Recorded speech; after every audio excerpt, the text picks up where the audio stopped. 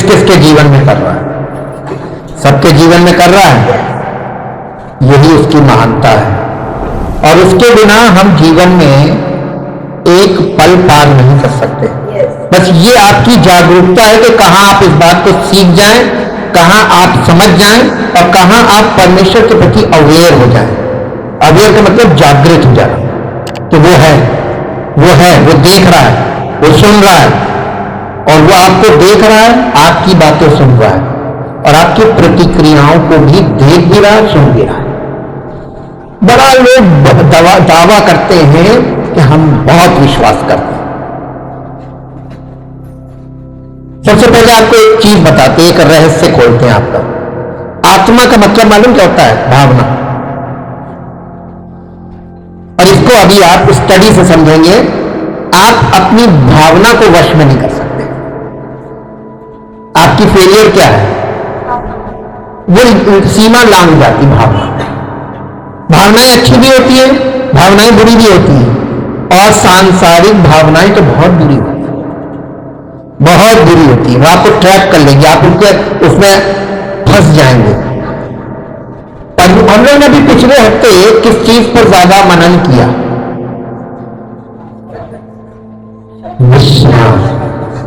विश्राम का मतलब होता है परमेश्वर की प्रतीक्षा करना। हम दो चीजें साथ साथ चल रही थी, विश्राम भी था और परमेश्वर की प्रतीक्षा करना भी था। Weight upon the Lord for his time. वो आपके जीवन में अद्भुत काम करेगा। लोग कहते हैं प्रभु यीशु मसीह चंदा करता है और परमेश्वर के पास आओ तो वो चंदा करेगा। हम कहते हैं नहीं, नहीं करेगा। जब तक आप, परमेश्वर नहीं चंगा करता, प्रभु यीशु मसीह के द्वारा चंगाई मिलती है। लेकिन कब? ना जब आप देखो, लहू बहने वाली स्त्री का भी वर्णन कर रहे थे लोग। उस स्त्री के मन में क्या चल रहा था कि मैं उसके वस्त्र के छोर को छू लूंगी तो चंगी हो जाऊंगी। ये उसका विश्वास था। और उसने उस वस्त्र के छोर को छूने के लिए जो प्रयत्न किया और जाकर छुआ, इसका मतलब क्या है मालूम आपको? Chronic diseases. क्रॉनिक डिजीजेस, बहुत ध्यान से सुनिएगा। क्रॉनिक डिजीजेस ऐसे नहीं ठीक होती है। क्रॉनिक डिजीजेस आप चाहते हैं ठीक हो जाए, मैं आपके सामने प्रत्यक्ष प्रमाण खड़ा हूं। क्रॉनिक डिजीज ठीक होने का एक ही कारण है कि आप उसके साथ कनेक्ट हो जाए, कॉन्टैक्ट।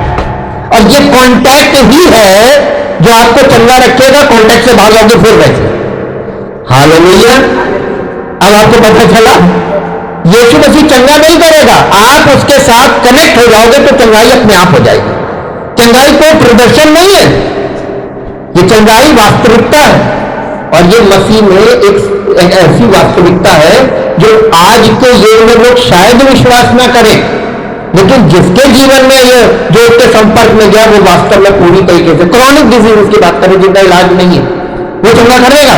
आप उसके संरक्षण में, उसके कॉन्टैक्ट में, उसके साथ कनेक्शन में बने रहेंगे। हीलिंग बनी रहेगी। कनेक्शन से बाहर जाएंगे तो क्या होगा? फिर वैसे ही होगा। हालेलुया। अब समझ गए ना? ये आपके मुद्दे की बात हम कर रहे हैं। दवाई खाते रहना पड़ेगा। हाँ, वो दवाई आपको काबू रखेगी। जिस दिन नहीं खाएंगे उस दिन आप बेकाबू हो जाएंगे। दवाई ना खा के परमेश्वर बने रहेंगे। यस, शायद आप दवाई मिस कर जाएं, लेकिन परमेश्वर का अनुग्रह आप पर ऐसा बना रहेगा। मसीह का अनुग्रह बहुत इंपॉर्टेंट चीज है। इसीलिए हमने आपको ये बात बताई, क्योंकि अब जो हम लोग जिस लेवल पे आ रहे हैं, वो लेवल आपकी सारी समस्याओं को कैसे वो दूर करता है, ये कैसे वाले पे आ रहा है। आपने बहुत सुन लिया, प्रभु यीशु मसीह करता, प्रभु यीशु मसीह करता, प्रभु यीशु मसीह करता। हाँ, करता है, लेकिन लोगों की जिंदगी में कर क्यों नहीं रहा है? समर्पण है नहीं, कोई कंटिन्यूटी है नहीं, कोई कनेक्शन है नहीं।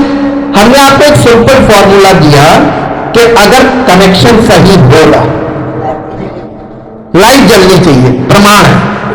अब आपको ये नहीं कहना बत्ती आ रही, लाइट देख के खुद ही समझ जाएंगे बत्ती आ रही, तो आपको बताने की जरूरत पड़े। लाइट वो चीज है जो आपको प्रमाणित कर देती है। Yes, he is here. मेरे साथ एक पद निकाले जो आपको मिलेगा निर्गमन की पुस्तक में। आइए,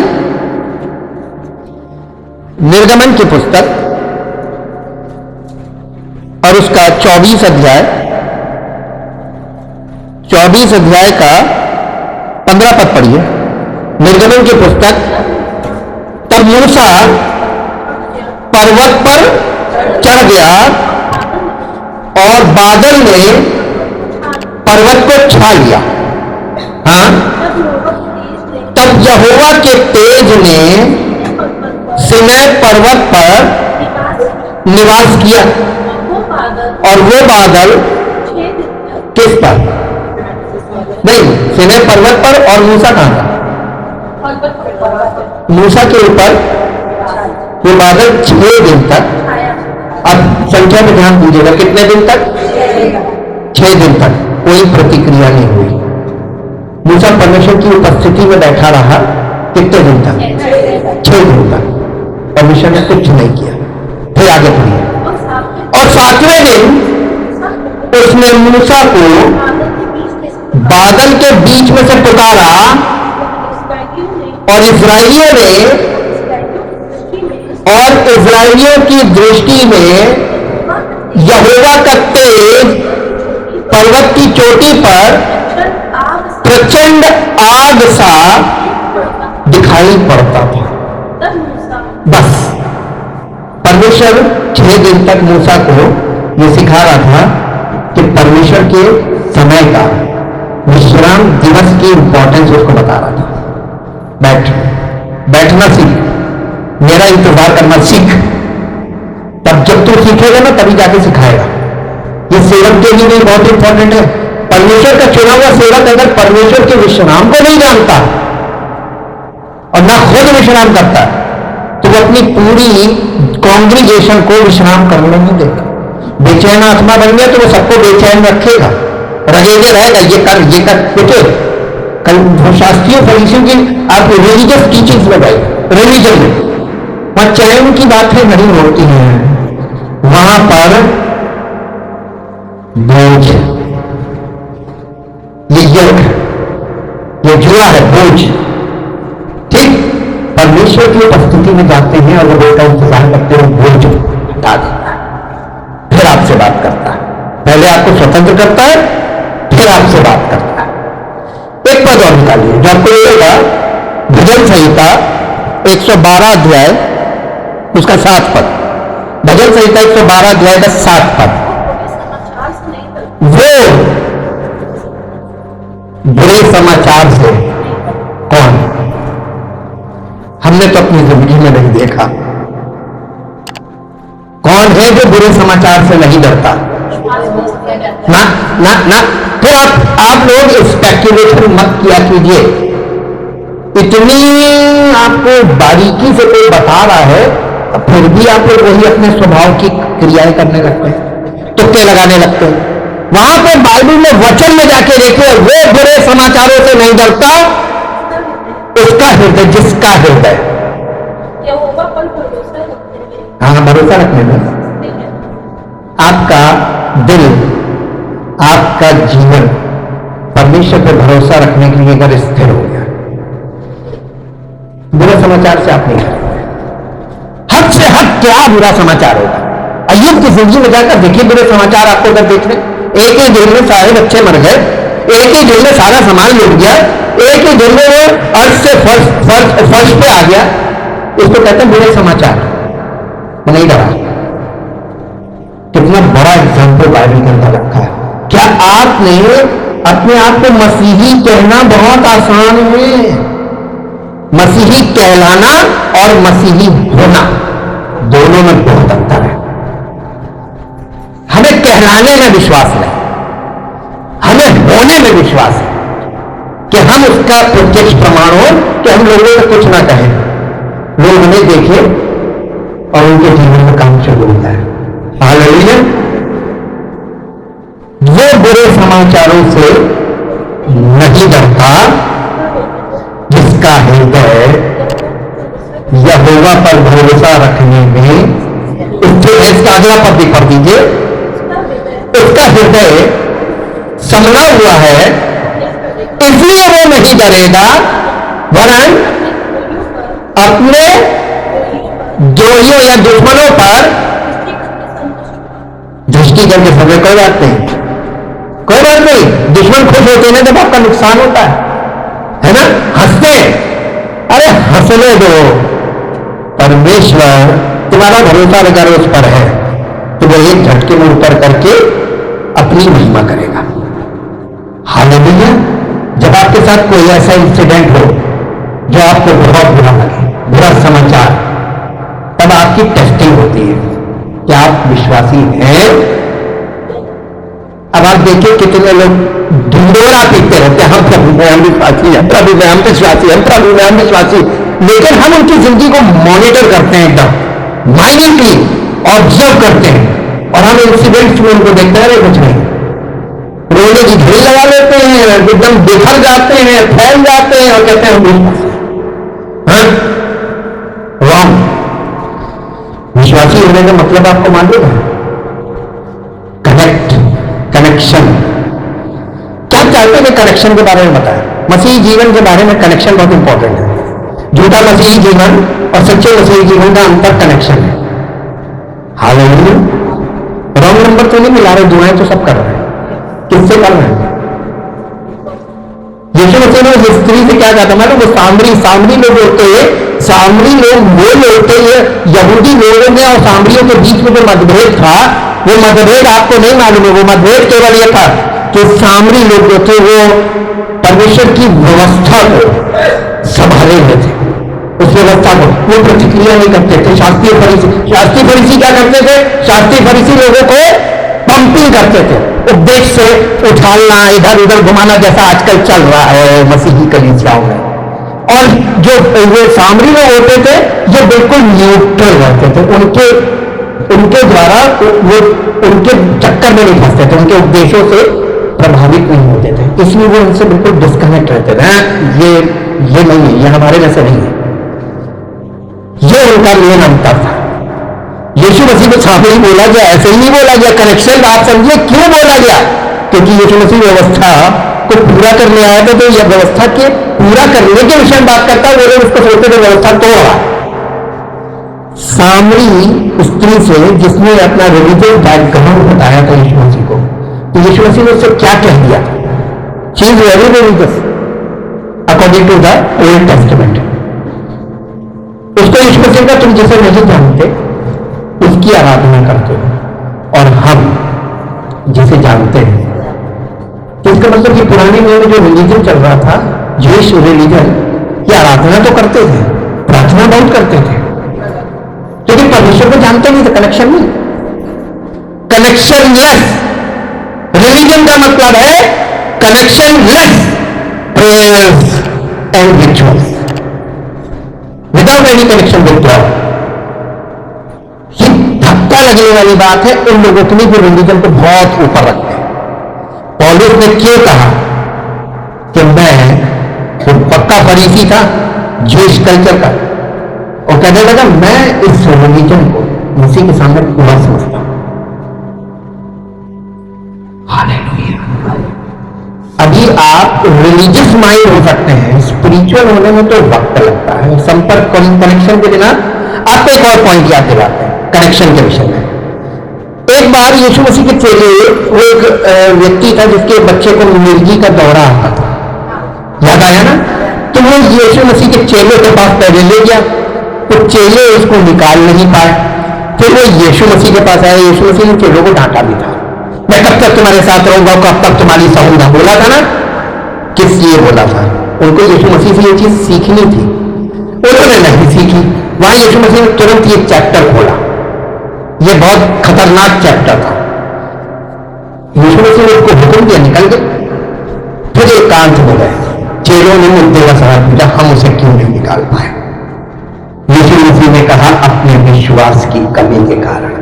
तुम्हारे अंदर में विश्वास ही नहीं था, और दुष्ट आत्मा विश्वासी होती है और वो ये भी जानती है, पौलुस को जानती है, यीशु को पहचानती है। समझ जाइए, सेवक को पहचानती है, वो जानती है ये विश्वास में है, ये मसीह में है कि नहीं, इसलिए क्योंकि वो मसीह को जानती है। यीशु मसीह ने उन्होंने कहा कि क्या करे? उसने कहा ये जाति बिना उपवास और प्रार्थना के नहीं निकलती।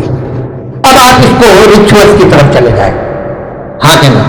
बहुत सी कलीसियाएं और बहुत से पासवान लोगों को उपवास और प्रार्थना में लगाए। आज आपको पता चल जाएगा कि इसका मतलब क्या होता है। कनेक्शन की बात कर रहा था। अब आ जाइए मत्ती सुसमाचार 11 अध्याय और उसका 29 और 30 पद पढ़े। मेरा जुआ अपने ऊपर उठा लो और मुझसे सीखो कि क्योंकि मैं नम्र और मन में दीन हूं और तुम अपने मन में विश्राम पाओगे, क्योंकि मेरा जुआ सहज है और मेरा बोझ हल्का है। अब आपको अभी ये कॉन्टेक्स्ट कभी नहीं समझ में आएगा कि अगर कोई व्यक्ति जो ये कहता है कि मैं मसीही विश्वासी हूं और जुए के नीचे नहीं तो वो झूठा है, कनेक्शन ही नहीं है। जुआ क्या है? यही तो कनेक्शन है। हालेलुया! जुआ ही तो कनेक्शन है। आज के युग में जुए को लोग अंडरस्टैंड नहीं करते। मैं आपको एक छोटा सा फिजिकल एग्जांपल दे देता हूं कि एरोप्लेन में कभी आपने सफर किया हो, उसमें दो पायलट होते हैं, एक होता मेन पायलट, एक होता को पायलट, और इन दोनों के बाद एक ऑप्शन होता है ऑटो पायलट। हवाई जहाज जब जहाज उड़ रहा होता है तो एक मेन पायलट होता है जो उसको ऑपरेट कर रहा होता है। तो को पायलट की जरूरत क्या है?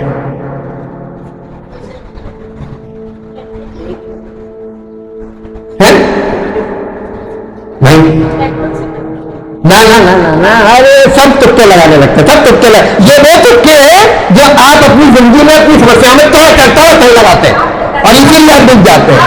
अब आपने अच्छा सा काम किया, जो चीज आपसे बड़ी है ना, तो हार मान लो, टाइम भी बचेगा और अपने कान खोल लो ताकि समझ में आ जाए। एक देखिए, जिसको समझ में आता है उसका कमेंट बता देता है कि समझ में आ रहा है, कब बोला देखिए, एक जब जो मेन पायलट होता है उसकी एज का एवरेज है, या कभी वो नहीं बीमार है छुट्टी लेना चाहेगा तो उसकी जगह कोई ट्रेन होना चाहिए ना। तो एक फुली ट्रेन और एक अनट्रेन, उसका एक जुआ बनाया जाता है।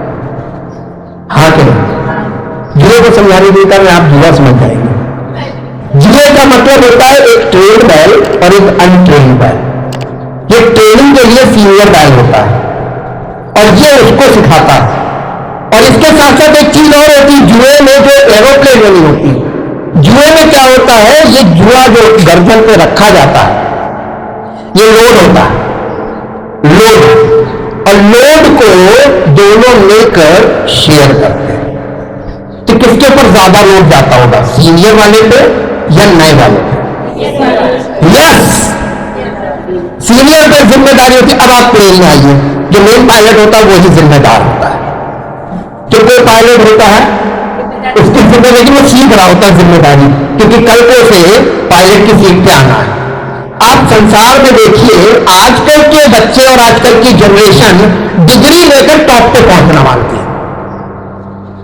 इज इट लॉजिकल और इलॉजिकल? इलॉजिकल। आप डायरेक्ट सीट पर नहीं जा सकते। आपको इस चीज को पहले किसी के अंदर में रहते शिष्य बनकर झेलना होगा अपने सीनियर को, और अगर सीनियर को झेल जाए तुम एक दिन सीनियर बन जाओगे। अब कहां परेशानी है? तो जुआ नहीं पसंद है, जुआ नहीं है ना, केले काम कैलकुलेट को हटा कभी नहीं जाओगे ऊंचाई तक, तो कभी नहीं जाओगे। लिख के ले लीजिए, टेक्निकल पॉइंट में बता रहा हूं। अगर आप हाँ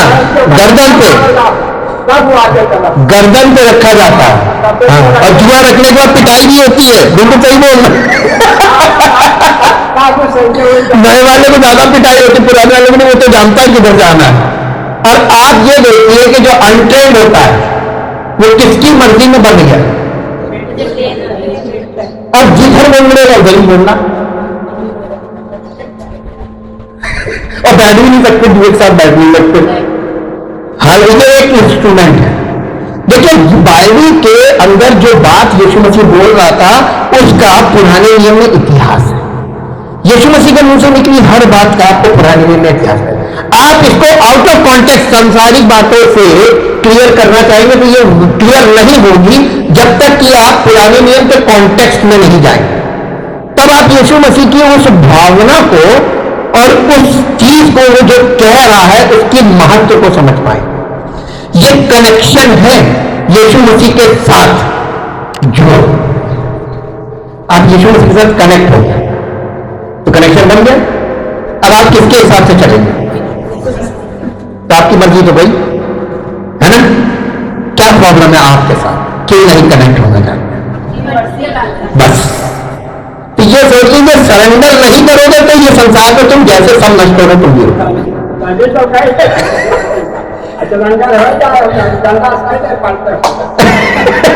वो सही कह रहे टच से हो जाएगा। वाकई में वो अपने काम में देरी नहीं करता है, हमको उसकी बात मानने में जितनी देरी लगती है वही एक समस्या है। मेरे साथ एक पद निकालिए, व्यवस्था विवरण की पुस्तक उसका 28 अध्याय 47-48 वर्ष। व्यवस्था विवरण की पुस्तक 28 अध्याय 47 और 48 है। तू जो सब पदार्थ की बहुतायत होने पर भी आनंद और प्रसन्नता के साथ अपने परमेश्वर यहोवा की सेवा कब, जब आपके पास सब कुछ बहुत अच्छा है, वेल टू डू, और तुम अपने परमेश्वर यहोवा की सेवा नहीं करेगा, इस कारण तुमको भूखा प्यासा नंगा और सब पदार्थों से रहित होकर अपने उन शत्रुओं की सेवा करनी पड़ेगी जिन्हें यहोवा तेरे विरुद्ध भेजेगा, और जब तक तू नष्ट ना हो जाए तब तक वो तेरी गर्दन पर कौन सा जुआ, लोहे का जुआ। अब आप देखिए यीशु मसीह ने क्या प्रॉमिस किया, मेरा जुआ अपने पर उठाओ क्योंकि मेरा जुआ होता है। इसका मतलब जुआ लकड़ी का होता था, हल्का कौन सा होगा, लकड़ी का या लोहे का। अगर तुमने लकड़ी का जुआ नहीं उठाया, समझ आ गया। अब जो लोग लोहे के जुए के नीचे दबे उनको वहां से छूटने का एक ऑप्शन मिल रहा है। यीशु मसीह देखिए एकदम कंटिन्यूएशन में ही बात कर रहा है वचन के, आप इसको बाइबल के बाहर ले जाकर नहीं देख सकते। वो यही कह रहे थे क्योंकि यीशु मसीह जिनसे बात कर रहा था वो इजरायली लोग थे और पुराने नियम को जानते थे, तो उन्हें यह अनुभव था लोहे के जुए का। उनसे ये कह रहे थे देखो तुम जो फंसे हुए हो परमेश्वर को नाराज करके, मेरा जुआ लो हल्का है और मैं तुम्हारे बोझ को के साथ शेयर कर लूंगा, तुम्हें हल्का और पोषण दूंगा, मैं वजन ले लूंगा। हालेलुया। यीशु मसीह ने मृत्यु का कठिन पाठ खोल लिया और हमको क्या देता है, जीवन। ये कैसे, जुए के बिना ये ट्रांजैक्शन संभव है, कनेक्शन के बिना कभी नहीं संभव होगा। अब एक और पद निकालिए जो आपको मिलेगा पहला राजा 12 अध्याय, पहला राजा 12 अध्याय, पहला राजा 12 अध्याय और उसका 4 पद पढ़िए। क्योंकि तेरे पिता ने हम लोगों पर भारी जुआ, हैवी योग, भारी जुआ डाल रखा है, तो अब तो अपने पिता की कठिन सेवा को और उस भारी जुए को जो उसने हम पर डाल रखा है कुछ हल्का कर, तब हम तेरे आधीन रहेंगे। कब, बोझ तो कम करो, सरेंडर तभी करेंगे जब बोझ कम करोगे। सरेंडर ही नहीं करेंगे लोग। आज लोग सरेंडर क्यों नहीं कर रहे? बोझ में लगे, अभी उनको कुछ क्लैरिटी है नहीं, हम लोग कहेंगे सरेंडर कर दो, सरेंडर कर दो, सरेंडर कर दो। जी, एक और पद निकालिए, यिर्मयाह नबी की पुस्तक 28 अध्याय, उसका 12 से 17। यिर्मयाह नबी की पुस्तक 28 अध्याय 12 से 17। जब हनन्याह भविष्यवक्ता ने, देखिए दो भविष्यवक्ताओं के बीच, हनन्याह भविष्यवक्ता ने यिर्मयाह भविष्यवक्ता की गर्दन पर से जुआ उतारकर तोड़ दिया। उसके बाद यहोवा का ये वचन यिर्मयाह के पास आया, जाकर हनन्याह से ये कह दे, यानी उस यिर्मयाह सच्चा भविष्यवक्ता, हनन्याह झूठा भविष्यवक्ता। परमेश्वर ने यिर्मयाह से कहा, जाकर उससे कह दे, यहोवा यूं कहता है, तूने काठ का जुआ तो तोड़ दिया है, परंतु ऐसा करके तूने उसकी संगति लोहे का जुआ, काठ का जुआ तोड़कर अब तूने गलती कर दी। तूने अब लोहे का, जब आप मसीह के जुए को तोड़ते हैं, उससे निकल जाते हैं, अब आपने बहुत बड़ी गलती कर दी। अब आपने लोहे का जुआ अपने लिए तैयार कर लिया, अब जाओ बेटा फंसो जी। क्योंकि इस्राएल का परमेश्वर, सेनाओं का यहोवा यूं कहता है,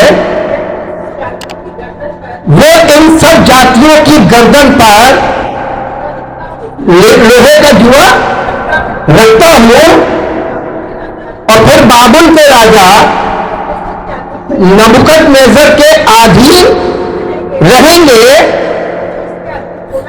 और उनको उसके अधीन होना पड़ेगा, क्योंकि मैदान के जीव जंतु भी मैं उसके वश में कर देता हूं। और यिर्मयाह नबी ने हनन्याह नबी से यह भी कहा, हे हनन्याह, देख, यहोवा ने तुझे नहीं भेजा, तूने इन लोगों को झूठी आशा दिलाई है। झूठे प्रचारक जो खड़े हो जाते हैं स्वयं, उनके लिए ये वचन है कि तूने इन लोगों को झूठी आशा दिलाई है, इसलिए यहोवा तुझसे यूं कहता है, देख, मैं तुझको पृथ्वी के ऊपर से उठा लूंगा, इसी वर्ष में तू मरेगा, क्योंकि तूने यहोवा की ओर से फिरने की बातें कर ली। इस वचन के अनुसार हनन्याह उसी वर्ष के 7वें महीने में मर गया। परमेश्वर कभी झूठ नहीं बोलता, जो बोलता है, जो करने वाला होता वही बोलता है। और इसने गलत किया था, इसने यिर्मयाह के ऊपर से परमेश्वर का कंट्रोल हटा दिया था। भविष्यवक्ता अपनी मर्जी की बातें नहीं बोल सकता और अपनी मर्जी से कुछ नहीं कर सकता। यीशु मसीह जब कह रहा मेरा जुआ अपने पर उठा दो, इसका मतलब समझ रहे हैं? अपनी मर्जी में सोचना, अपनी मर्जी में बोलना, अपनी मर्जी में चलना बंद कर दो, कनेक्ट विद मी और टोटल सरेंडर कर दो। अब फिर देखो मैं तुम्हें कहां पहुंचाता हूं। क्या आप विश्वास करते हैं कि वो आपको जितनी जिंदगी में आप कमाई कर सकते हो उससे कहीं ज्यादा आपको ड्रेस कर सकता है? आप जहां तक पहुंच पाएंगे अपने जीवन में अपने प्रयास से, उससे कहीं आगे वो ले जाके आपको पहुंचा सकता है। अगर आप बिलीव करते हैं तो आपको सरेंडर कर देना चाहिए। अब परेशानी होगा, अब परेशानी होगी। सरेंडर ही तो मुश्किल है, टोटल सरेंडर। ये देखिए, जो जुआ है ये लकड़ी का एक यंत्र है, ये कृषि यंत्र है, और इस कृषि यंत्र का इस्तेमाल किया जाता था दो बैलों को कनेक्ट करके एक साथ बोझ उठाने के लिए। इसको बर्डन शेयरर भी बोल सकते हैं। ये बर्डन को शेयर करता है, दूसरी चीज ये बैलेंस करता है, बर्डन बैलेंस। आप अपनी लाइफ में कितना बोझ ले सकते हैं? बोझ का मतलब टेंशन, मेंटल लोड कितना ले सकते हैं? आप ऑलरेडी फंसे हुए हैं, लोहे के जुए में फंसे हुए हैं। अब आप ये बताइए इससे निकलेंगे कैसे?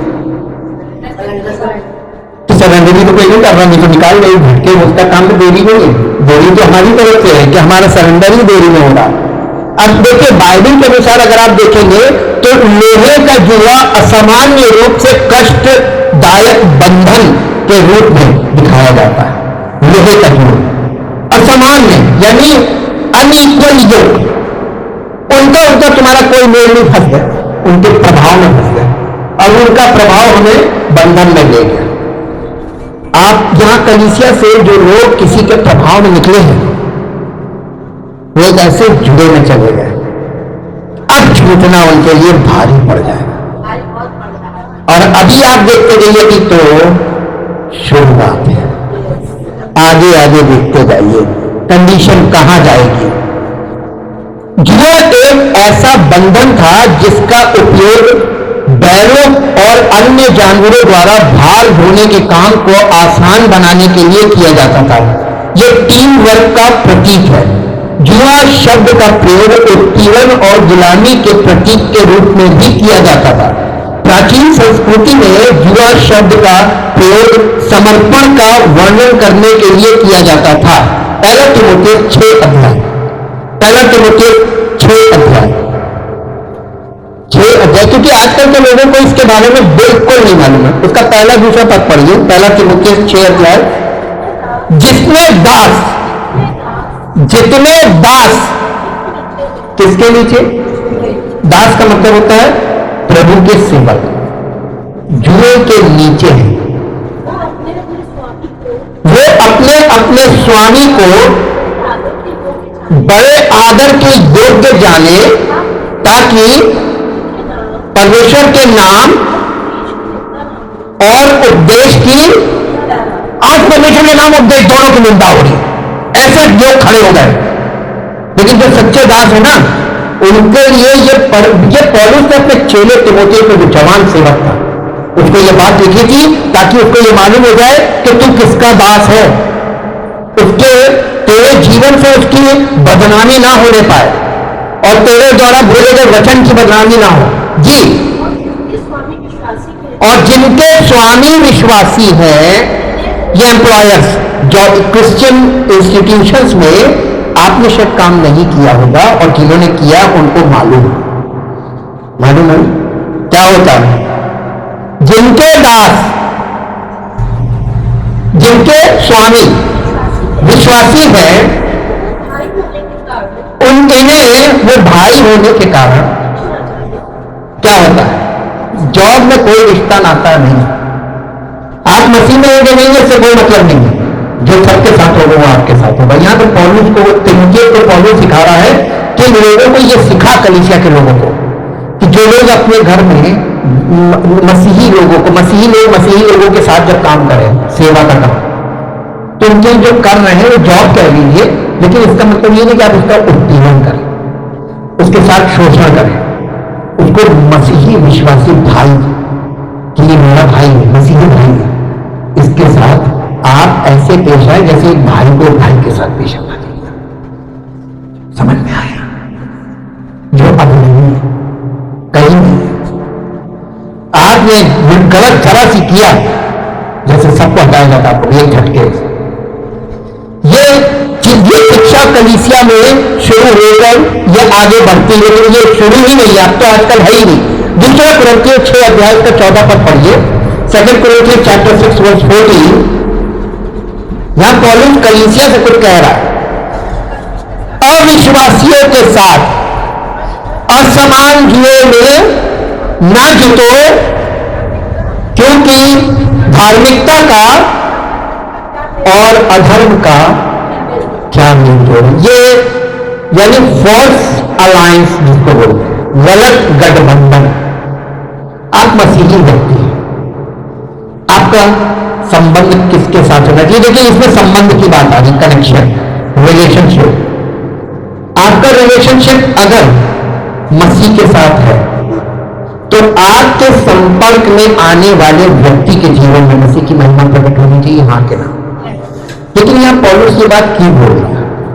इसलिए कि बहुत से लोग अपने आप को मसीही कहलाते हैं, होते नहीं है, कहलाते हैं, ढिंडोरा पीटते रहते हैं, हम मसीह में हैं, हम मसीह में हैं, हम मसीह विश्वासी हैं, लेकिन उनके लाइफ स्टाइल को आप देख कर कहेंगे भैया देखिए बेटी मुखिया को कहते हैं देखिए ये पाता ये अनइक्वल योग यानी रॉन्ग कनेक्शन। उनके उनके विश्वास में या उनके जीवन में मसीही जीवन उनका जो है प्रमाणित नहीं है, इसलिए वो जिसके संपर्क में जाते हैं उसका प्रभाव उनके ऊपर आ जाता है, जो अपने आप को कहने का मसीही है। तो उनके प्रभाव में चले जाते हैं, उनके साथ उनकी शिक्षाओं में उनकी बातों में लिप्त होने लगते हैं। ये कौन सा मसीही है? और इस कलीसिया को यही बता रहा था कि असमान जुए में मत जुटो, यानी तुम अगर तुम्हारा प्रभाव दूसरे व्यक्ति पर अफेक्ट नहीं डाल रहा है तो तुम इनमेच्योर अभी तुम कहीं हो नहीं सीन में, तुम तो उनके चक्कर में ना पड़ जाना। नहीं तो तुम्हें आपने कबड्डी का खेल देखा है, बहुत आसानी से समझ में आ जाएगा कबड्डी का खेल। इससे ये वाली बात समझ में आ जाएगी आपको, असमान जुए वाली। ये क्या होता है, इन्फ्लुएंस क्या होता है, किसी का स्वाभाविक जो पावर होती है, अट्रैक्शन पावर, वो कैसे आपको घसीटती है। जब आप कबड्डी के खेल में दूसरे के पाले में जाते हो, बीच में लाइन खींची होती है बॉर्डर, जब बॉर्डर दूसरे के बॉर्डर में घुसते हैं तो समझदारी क्या है, नहीं बचने का तरीका क्या है?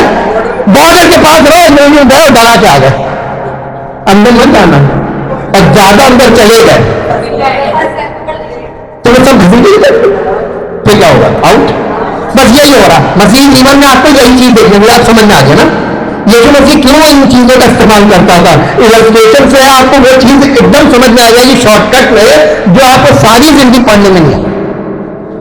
कितने लोग दूसरे के पाले से बाहर निकले, कलीसिया से बाहर, बाउंड्री से दूर चले गए, ठीक चले गए। हालेलुया। अब समझ में आ गया, चक्कर में मत पड़ना, अभी तुम लोग जुए के नीचे नहीं है, पंगा मत लेना, अपने पाले में दबे रहो। प्रभु की सामर्थ तो मिल गई है, अनुग्रह तो बना हुआ है, पिता का प्रेम तो मिल रहा है, तो पवित्र आत्मा की सहभागिता तो मिल गई है, और आपके जीवन में छुटकारे के काम कर रहा है। काहे अपना नुकसान करोगे?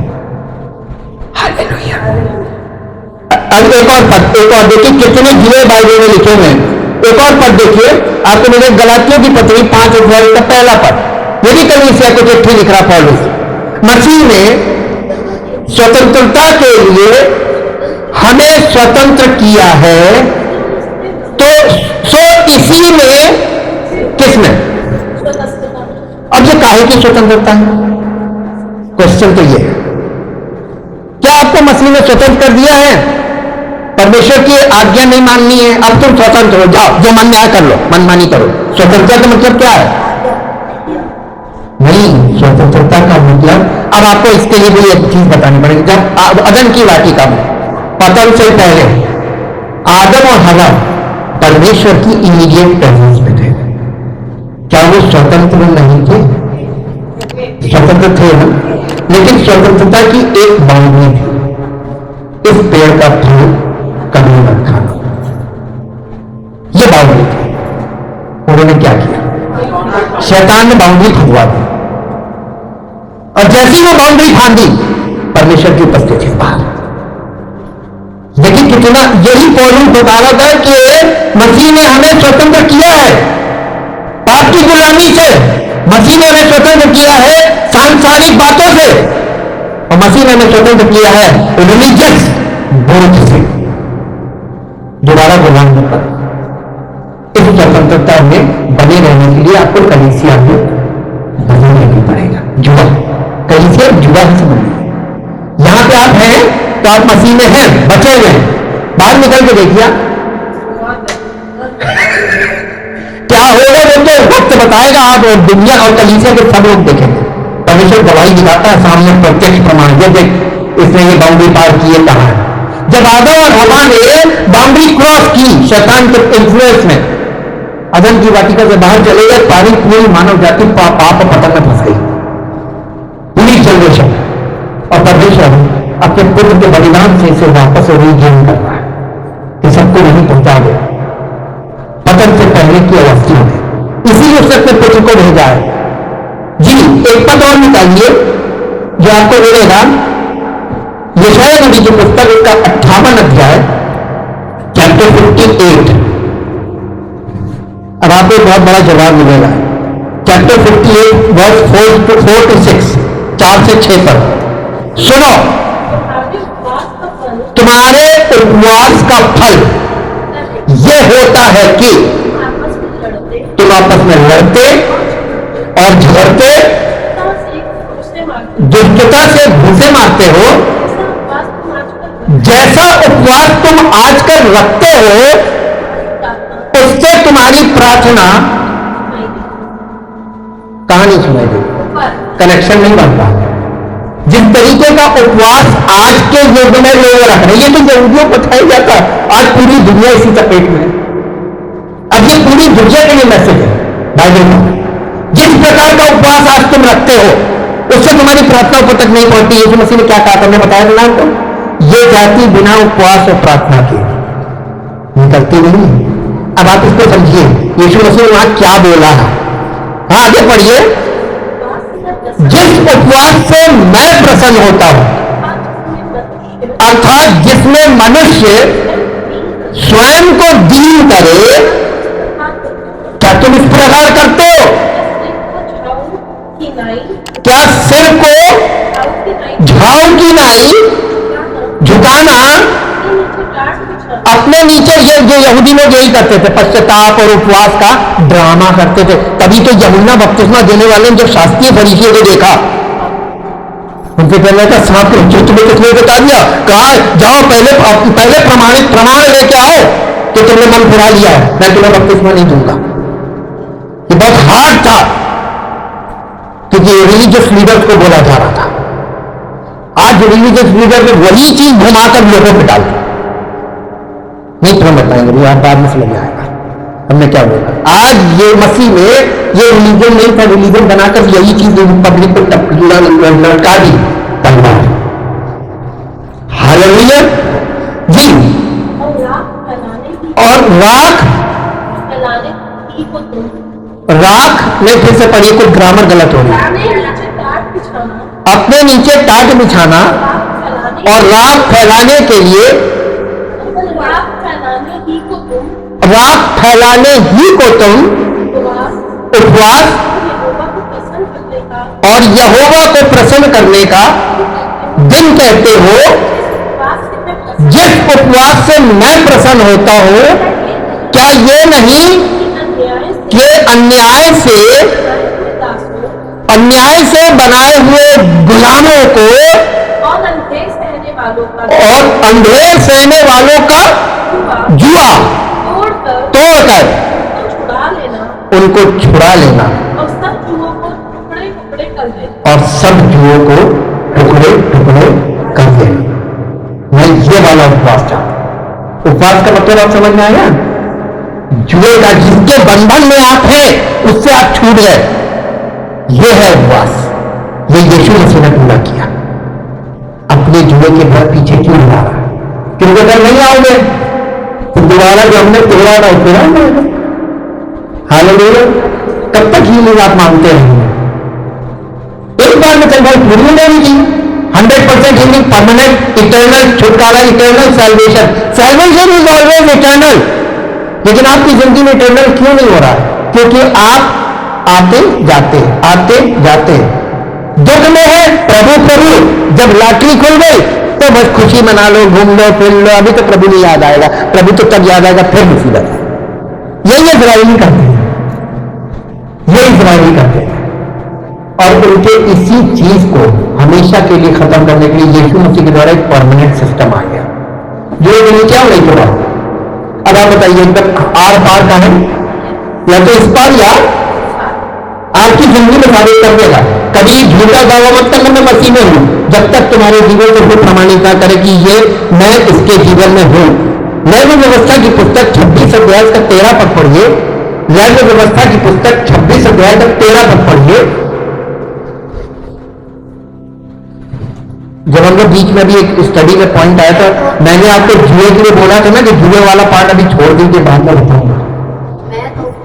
मैं तो तुम्हारा वो परमेश्वर यहोवा हूं तो मिस्र देश से जो तुमको मिस्र देश से इसलिए निकाल ले आया इसलिए निकाल ले आया तुम मिस्रियों के दास न बने कि तुम मिस्रियों के दास ना बने रहो, और मैंने तुम्हारे जुए को और मैंने तुम्हारे जुए को तोड़ डाला है, तोड़ डाला है उसको सीधा खड़ा करके चलाया। और तुमको सीधा खड़ा करके चलाया है। ये देखिए परमेश्वर पहले कर चुका था यहूदियों के साथ। नतीजा क्या हुआ? वो दोबारा लोहे के जुए में चले गए। इसकी में भी पढ़ा ना, उन लोहे का जुआ उनके पास कैसे आ गया। एक बार जब वो आपको कंट्रोल तोड़ दिया, यीशु मसीह क्या कहता था? जा आगे से पाप ना करना। इस बात की क्या गारंटी कि नहीं करेगा? स्वभाव पापी है तो होगा, तो परमानेंट छुटकारा, परमानेंट सॉल्यूशन बताइए। अगर आपकी कंडीशन हर सीजन में आप डीआई लिस्ट पे चले जाते हैं, डीआई लिस्ट मेडिकल वाले समझते हैं, डेथ की पोजीशन है, एसआई लिस्ट होता है, डीआई लिस्ट होता है, सीरियस इलनेस होती है और डेथ इलनेस होती है। तो डीआई लिस्ट पे आप चले जाते हैं हर महीने, तो आप हॉस्पिटल में ही अपना खाता ना, आईसीयू के अंदर एक कमरा बुक कर लीजिए परमानेंट। पैसे का जमाना, पैसे से सब हो रहा है, लेकिन आपको जीवन नहीं मिलेगा, सपोर्ट मिलेगा, लाइफ सेविंग सपोर्ट मिलेगा, जीवन नहीं मिलेगा, जीवन नहीं मिलेगा, ना चंगाई मिलेगी। लेकिन प्रभु यीशु मसीह नहीं, अब इतना पैसा पूरा हो गया तो महीने का तो बताओ, दूसरे बताओ। वो भी तो गिनती के होते हैं ना वेंटिलेटर, उसके लिए चाहिए जो बेचारा चला गया जबरदस्ती लाके पैसे कमाना। हालेलुया। बहुत सी पर्दे खुलने लगती हैं, आपको पता चल रहा है ना, जीवन है नहीं है, जीवन का सोर्स तो वही है। वो इसीलिए आपको बुला रहा है कि मेरे जुए के नीचे आ जाओ तो बाकी सारी चीजें मेरी जिम्मेदारी। आप क्या कह रहे हैं? नहीं प्रभु, हम जुए के नीचे नहीं आएंगे, हमको चंगा कर दो, इस बार कर दो। नहीं, थोड़ी वो मिल गई, जा तेरी मर्जी पूरी हो, चंगे हो गए, दोबारा दूसरी आई, अब वो कहते नहीं मैं नहीं चाहिए सुनूंगा, एक बार कहेगा मैं कर दिया। अरे वो बहुत दिल का बड़ा है, जिसने उससे मांगा, कभी मना किया? उसने जाति भेद किया, लिंग भेद किया, सबको दिया ना, लेकिन किसके पास रहा किसके पास नहीं रहा आपने कभी न्यू टेस्टामेंट में नहीं देखा। चंगाई के बाद दोबारा भी फंसे और जीवन में बार बार फंसेंगे, है ना। इससे अच्छा जीवन में नीचे आ जाओ, परमानेंट होगी। हाँ, वहां तो फंस गए, हम ओवर कॉन्फिडेंस, हाँ नहीं करेंगे, नहीं करेंगे, कंट्रोल है। एक पद निकालिए तो आपको मिलेगा यिर्मयाह 30 अध्याय उसका 8 और 9 पद। यिर्मयाह 30 अध्याय उसका 8 और 9 पद। जी 30 अध्याय का सेनाओं के यहोवा की ये वाणी है कि उस दिन मैं उसका रखा हुआ जुआ तुम्हारी गर्दन पर से तोड़ दूंगा और तुम्हारे बंधनों को टुकड़े टुकड़े कर डालूंगा। परदेसी फिर उनसे अपनी सेवा ना कराने पाएंगे, परंतु पर वो अपने परमेश्वर यहोवा और अपने राजा दाऊद की ही सेवा करेंगे। दाऊद की संतान कौन है? प्रभु यीशु मसीह। अगर आपका जुआ वो तोड़ देता है, आप जीवन भर के लिए उसके हो जाएंगे, फिर तो आप दोबारा फंसेंगे नहीं, तो बार बार फंसेंगे, ये गारंटी है। हाँ, जिसको मैं उन पर राज्य करने के लिए ठहराऊंगा। ये प्रोमिस है यहाँ पे प्रोफेटिक, ये किसके लिए? यीशु मसीह के। पकड़ लिया ना, वो आपके जुए को तोड़ देगा, टुकड़े टुकड़े कर देगा, आपके सारे बंधन छोड़ देगा, आपको आजाद करेगा। लेकिन फिर ये देखेगा आजाद होने के बाद आपकी चाल क्या है, आप उस को समर्पित हुए या आप अपनी मर्जी में चले। इसीलिए मसीह में आने के बाद मृत्यु तो खत्म हो गई, इटर्नल डेथ खत्म हो जाती है, इटर्नल लाइफ के साथ इटर्नल पनिशमेंट रखा है। अब आपको मृत्यु का सामना नहीं करना पड़ेगा मसीह में। अगर आप गलत चाल चले तो आपको इटर्नल पनिशमेंट जरूर मिलेगा। इसमें मृत्यु मांगोगे तो भी नहीं मिलेगी, तड़पते रहो। अब आप ये बताइए, मृत्यु अच्छी है कि तड़पना? डिसाइड आपको करना है। मसीह में आने के बाद मृत्यु से आप छूट गए, लेकिन अब आप खतरनाक स्टेट में आ गए। अब मृत्यु नहीं है, मांगोगे तब भी नहीं मिलेगी। अब क्या मिलेगा? तब तड़पते रहो। तो तड़पने से बचना है। मत्ती रचित सुसमाचार 23 अध्याय उसका 4 पद पढ़िए। मत्ती 23 का 4। वो देखिए शास्त्रियों फरीसियों की शिक्षा रूपी है और उनके जो रिचुअल्स है वो कैसे लोगों को लाते हैं इन द रिलीजन। ये रिलीजन में दिखाया गया।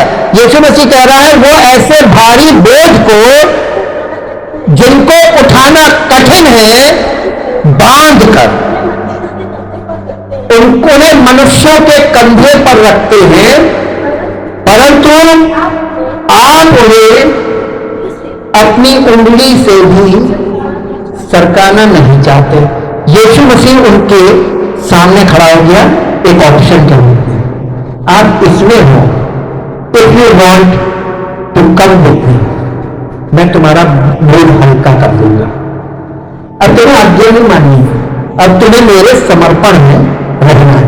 आज्ञा से छोड़ा दिया, सरेंडर करवा। आप आज्ञा से छूटना चाहते हैं? कितने लोग छूटना चाहते हैं आज्ञा से? परमेश्वर की आज्ञा है। यहूदियों में बहुत ढेर आज्ञा है, कुछ 613 कमांडमेंट्स, उससे छूटने का तरीका सरेंडर। किसको? और परमानेंटली कनेक्ट होगा उसके साथ। ये परमानेंट है। तो आपको दोबारा हुक्म तोड़ने का सवाल ही नहीं जब आप उसके साथ हैं। और मालूम है अच्छी बात क्या है? वो आपके बोझ को शेयर कर लेगा। वो चीज जो असंभव वाली वो करेगा। तुमको क्या करना है? तुम्हें सिर्फ उसकी इच्छा में चलते रहना है। कोई वजन आएगा, इसीलिए उसने कहा तो मेरा जुआ अपने ऊपर उठा लो, मैं तुम्हारे बोझ को हल्का कर दूंगा। He become your burden share. वो तुम्हारे बोझ को शेयर कर देगा। और उसने तुम्हारी मृत्यु को शेयर किया है तो वो तुम्हारे सारे मृत्यु से संबंधित तुम्हारे श्राप के बोझ को, तुम्हारे पाप के बोझ को, तुम्हारी बीमारी के बोझ को, सब चीजों को वो ले लेगा और तुमको उसके बदले में जीवन देगा, सामर्थ देगा, प्रेम से भर देगा, आशा से भर देगा, विश्वास से भर देगा। आपके अंदर आत्मा के फल पैदा होने लगेंगे। कितने लोग चाहते हैं? Thank you, thank you, thank you. और अपने जीवन तो खड़े जीवित तो महान सामर्थी परमेश्वर हम आपका हृदय से धन्यवाद करते हैं आपके पवित्र वचनों के लिए जो पवित्र आत्मा के द्वारा हमारे दिलों में बोल गए। हम पिता परमेश्वर आपका बहुत धन्यवाद करते हैं आपके उन वायदों के लिए जो आपने समस्त मानव जाति से किया, क्योंकि प्रभु आज वो समय है ना कोई यहूदी ना कोई अन्य जाति, आप सबके साथ एक साथ वार्तालाप कर अपनी आत्मा के द्वारा। आपने पुरुष के द्वारा भी सबसे बात की और आप पवित्र आत्मा के द्वारा भी सबसे बात कर रहे हैं। अब कोई अंतर नहीं है, ना खतना कुछ है ना खतना रहित कुछ है। केवल एक ही चीज आज इंपॉर्टेंट है, वो है नई सृष्टि। आप हर एक मनुष्य को नई सृष्टि बनाकर अपनी महिमा में प्रकट करना चाहते हैं। प्रभु हम सब लोगों ने आपकी बातों को सुना जो पवित्र आत्मा के द्वारा हमारे कानों के द्वारा हमारे हृदय में गई।